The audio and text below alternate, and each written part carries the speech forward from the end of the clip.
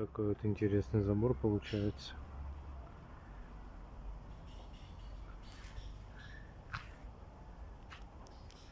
Здесь будет водопад в дальнейшем.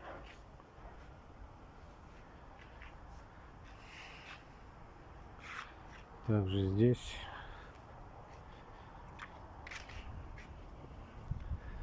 полностью забор идет. Интересный объект.